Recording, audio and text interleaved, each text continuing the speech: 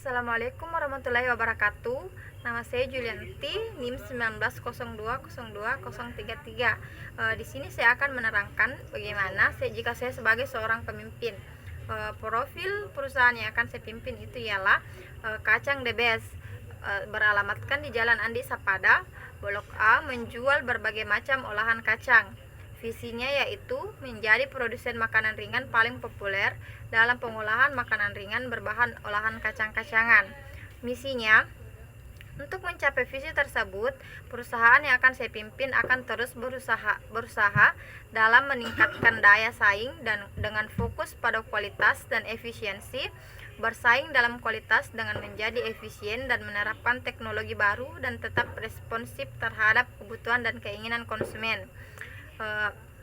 Menjadi seorang pemimpin sudah sepantasnya untuk mampu mengorganisir anggota tim atau bawahan dengan baik agar dapat mencapai tujuan, dalam hal ini visi dan misi perusahaan.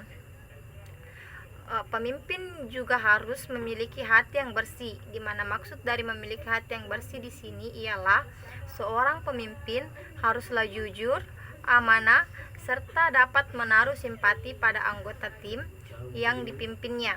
Jika seorang pemimpin tidak memiliki hati yang bersih, maka perusahaan yang dipimpinnya akan memiliki resiko besar untuk gagal, karena ia tidak akan ragu-ragu untuk berbuat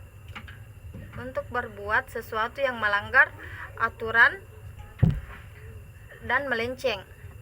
Yang kedua, pemimpin harus berpikir untuk kemajuan. Sebagai seorang pemimpin, harus terus memikirkan teknik atau strategi untuk kemajuan perusahaan agar perusahaan yang kita pimpin dapat terus berkembang serta dapat terus bertahan menghadapi masa pandemik saat ini. Dan yang ketiga, seorang pemimpin itu wajib memiliki keberanian moral.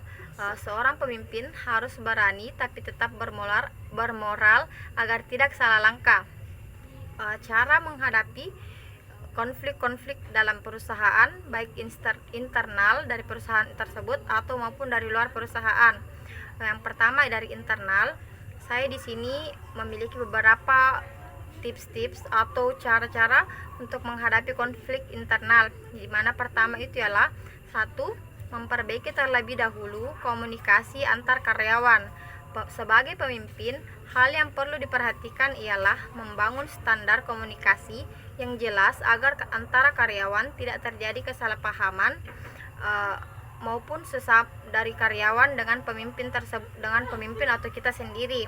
Dan yang kedua, menyelesaikan konflik dengan keterbukaan, di mana kita sebagai seorang pemimpin harus dapat memahami satu sama lain karyawan dan dapat menyelesaikan konflik secara terbuka.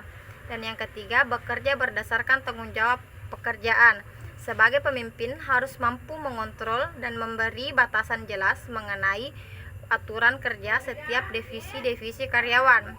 Yang keempat, manajemen konflik perusahaan. Sebagai pemimpin, kita harus terlebih dahulu membuat peraturan-peraturan agar dapat menghindari konflik yang dapat terjadi di dalam perusahaan. Dan yang selanjutnya itu ialah konflik eksternal.